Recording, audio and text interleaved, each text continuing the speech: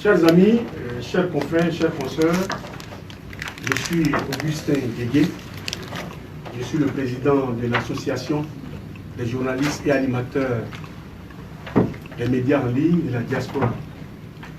Je voudrais avant tout vous souhaiter à tous la bienvenue à cette conférence qui sera animée par l'ambassadeur Ali Touré, le porte-parole de la plateforme Convergence 2020.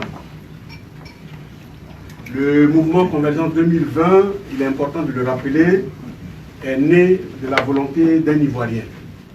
Un homme politique qui a compris très tôt dans la grisaille de la crise politique que la Côte d'Ivoire a connue, qu'au-delà de nos divergences politiques, nous sommes avant tout des fils et des filles de la Côte d'Ivoire et nous devions cesser de nous regarder en chien de faïence pour avancer dans la cohésion, dans la paix et dans la concorde.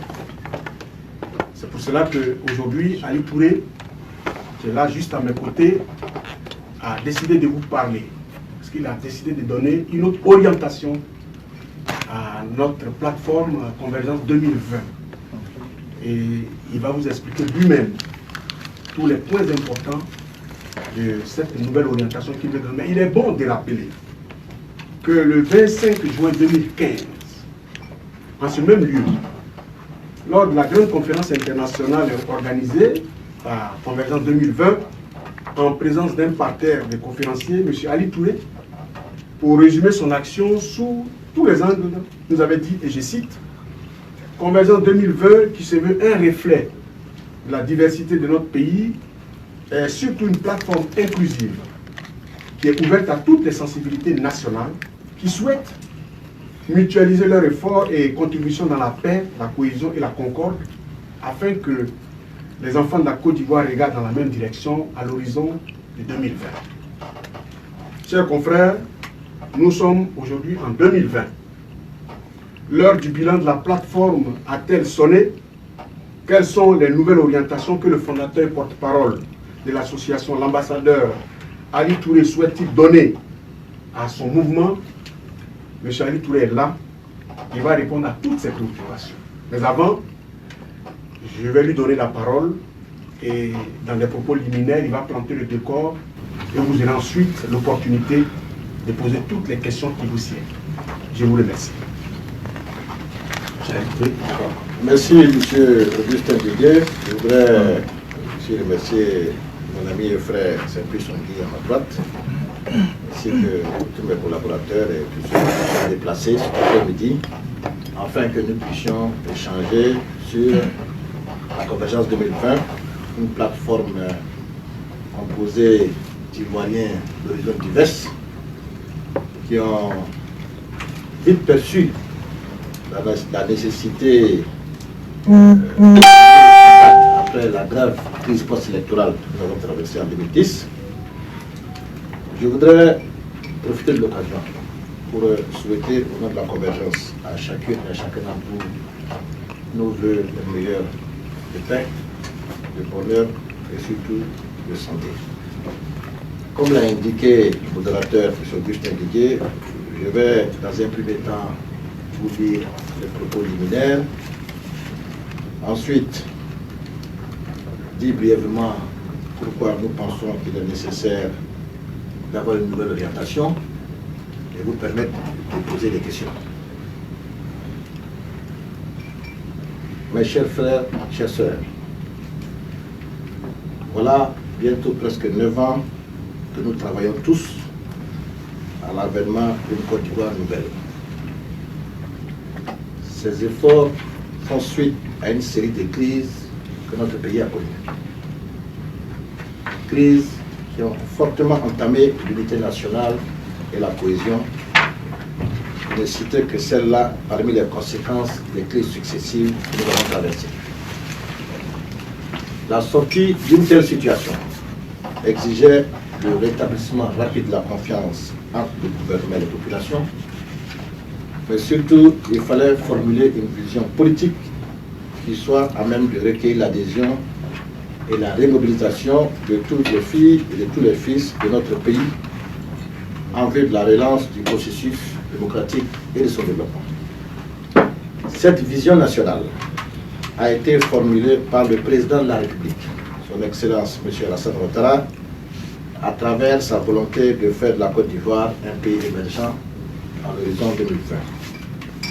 Depuis la formulation de cette vision, les initiatives se sont accélérées et ne cessent de se multiplier, aussi bien des démembrements de l'État que des organisations de la société civile. Voilà pourquoi, en 2014, nous avons mis sur pied la Convergence, qui est une plateforme qui regroupe toutes les sensibilités des Ivoiriens. La Convergence 2020 s'inscrit dans cette grande logique de vulgarisation et d'appropriation de la notion d'émergence. À travers sa campagne qu'elle a initiée depuis plusieurs années, la Convergence 2020 veut surtout obtenir un consensus minimum autour de cette vision nationale dont la réalisation nécessite l'implication ou la participation de tous sans exclusion. Notre action vise donc en premier chef à éviter la résurgence des conflits à travers l'engagement de tous les enfants de ce pays, à reconnaître notre communauté de destin et à réaffirmer notre ferme volonté de vivre ensemble. Une fois ce minimum acquis, ensemble, main dans la main, nous devons œuvrer à faire de notre chère Côte d'Ivoire un pays émergent où il fait bon vivre, c'est-à-dire un pays dans lequel la majorité des Ivoiriens vivent dans des conditions meilleures. L'avènement d'une Côte d'Ivoire émergente exige de tous les Ivoiriens efforts et sacrifices appropriés pour sortir de la situation que nous avons vécue et envisager l'avenir avec espoir et sérénité. On le sait que trop bien, le développement aurait du bruit. Et Dieu sait combien de bruit nous avons tous entendu ces dernières années dans notre chère Côte d'Ivoire. Avec tant de bruit, notre pays n'a pas pu créer les conditions d'épanouissement individuel auxquelles ses citoyens avaient droit. Aujourd'hui, nous avons l'opportunité de rectifier le tir en incarnant chacun et chacune à son niveau la devise nationale qui est plus que jamais bien à propos. L'union, discipline et travail. En ce qui concerne l'union, pendant plus de 10 ans, l'union nous a cruellement fait défaut et le résultat de cet état de fait se passe de commentaires. Il est donc impérieux, à notre avis, que nous soyons unis dans notre diversité politique, ethnique, religieuse, et cela sur la base des valeurs morales universelles. En ce qui concerne la discipline, l'union ne saurait se concevoir sans la discipline. Il est donc important que nous fassions preuve de discipline dans notre quête de la paix et du bien-être commun. Ayons foi en l'avenir et faisons confiance au président Ouattara pour achever cette œuvre noble. En ce qui concerne le travail, après tant d'années de crise, il est indéniable que notre pays accuse un recul et a accusé un recul à tous les niveaux. Nous devons travailler d'arrache-pied pour combler ce retard et amorcer notre décollage vers le statut des pays émergents. Bien entendu, rien de tout cela ne sera possible sans l'adhésion de tous en général et de la jeunesse en particulier à la dynamique de réconciliation et de paix. Pour nous, il va sans dire aussi que le rôle des femmes est très important dans la quête de cette paix. C'est pourquoi nous lançons un appel du fond du cœur à toute la jeunesse ivoirienne, afin qu'elle fasse un sursaut patriotique pour conquérir et préserver la paix. Je peux vous assurer que le gouvernement mettra tout en œuvre pour éviter le retour de la violence dans notre pays. Tournez donc le dos à la violence et à toute facilité. Tournez-vous résolument et patiemment vers le travail. Notre salut à tous réside à notre capacité à œuvrer à la résolution de nombreux problèmes qui nous assaillent au quotidien. Le gouvernement se soucie plutôt de trouver à chacune et à chacun de vous du travail. Et cela ne pourrait pas se faire sans la paix et la concorde. L'avenir de ce pays est notre avenir. La Côte d'Ivoire de demain sera à notre image. en tant que ses futurs dirigeants, nous devons être outillés de manière à préserver ses acquis, à défendre ses intérêts et à faire prospérer ses idéaux et ses valeurs. Comme vous le constatez, la tâche ne sera pas aisée et les défis que nous devons relever sont immenses. Voilà pourquoi l'unité nationale s'avère plus que prépondérante. Aujourd'hui, nous pouvons dire que les signes sont bons et l'objectif est à notre portée, surtout lorsqu'on se rappelle les conditions qui étaient les nôtres il y a 9 ans de cela. La sécurité s'est améliorée de façon significative dans notre pays. Les infrastructures surgissent ça et là. Les logements sociaux sont une réalité. La Côte d'Ivoire est à nouveau fréquentable. La croissance économique est au rendez-vous. Pourtant, très peu de personnes auraient parié sur une telle performance économique ivoirienne au sortir de la crise post-électorale, tant il y avait des défis à relever. Aujourd'hui, les experts et consultants internationaux, les partenaires de développement, les institutions internationales sont unanimes à reconnaître que la Côte d'Ivoire, notre pays, est sur la bonne voie.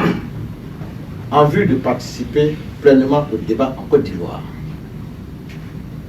je vous informe que dorénavant, notre plateforme ne sera plus Convergence 2020, elle s'appellera désormais Côte d'Ivoire Vision. Il nous appartient à tous de consolider et améliorer ces acquis à travers le consensus minimum que nous appelons convergence. Je voudrais finir ces propos de faire un peu un mini bilan de la convergence. En 2014, un certain nombre d'Ivoiriens, dont moi-même, d'horizons différentes, de confessions religieuses différentes, d'appartenances politiques différentes, nous nous sommes réunis pour voir qu'est-ce que nous pourrions faire ensemble, aider les Ivoiriens à vivre ensemble de nouveau. Et tous ceux qui sont dans cette salle peuvent le témoigner. Et la convergence a reçu l'exploit après la crise post-électorale. Nous avons permis aux Ivoiriens de bords différents de nous rejoindre dans nos manifestations et vice-versa. Nous avons facilité même l'entrée et le retour de certains Ivoiriens qui avaient peur des conséquences de la crise électorale, de cela à Abidjan tranquillement et de vaquer à leurs occupations et à leurs manifestations politiques. Aujourd'hui, nous estimons que nous avons fait ce que nous pouvons pour la réconciliation et qu'il faut passer à autre chose. Et autre chose, c'est comment ensemble, bien qu'étant différents, nous pourrions nous mettre ensemble pour penser au développement de la Côte d'Ivoire, penser à l'avenir de la Côte d'Ivoire. Lorsque le président de la République dit qu'il faut créer les conditions pour que le flambeau puisse être passé à une nouvelle génération, c'est de nous qu'il s'agit.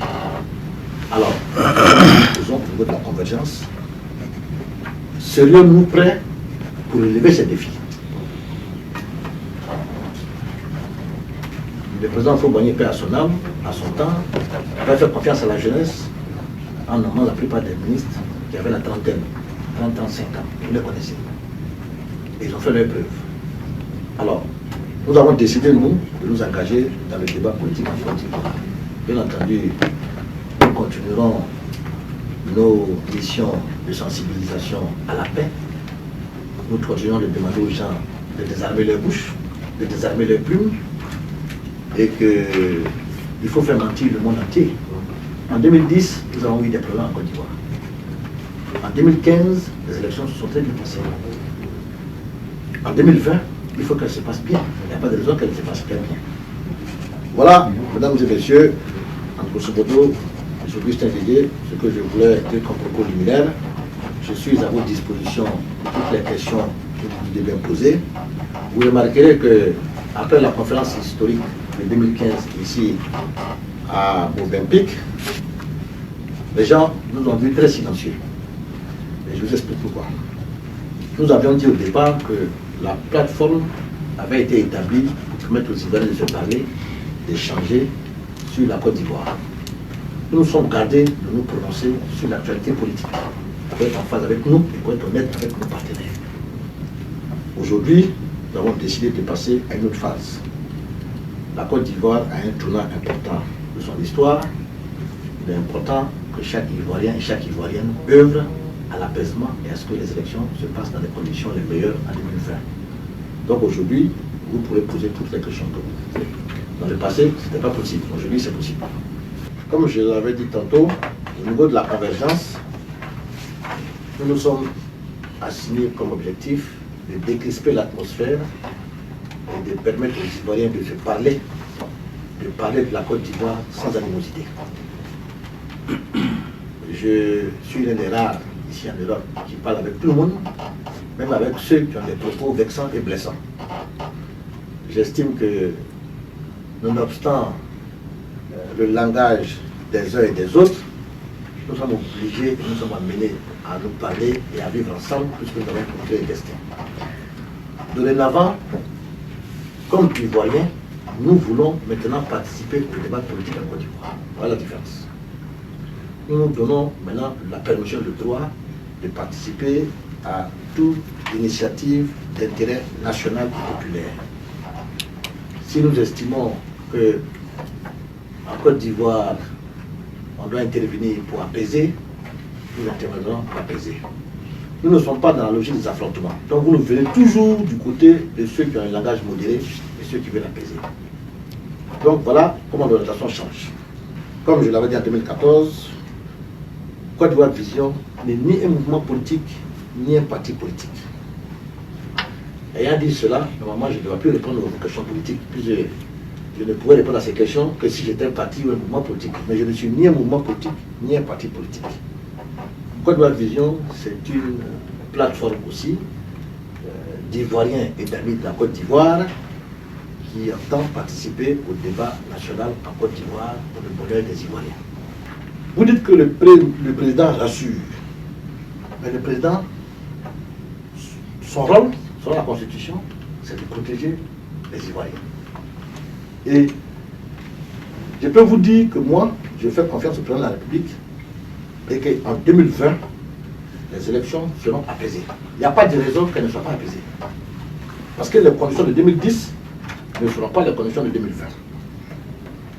Maintenant, la modification constitutionnelle.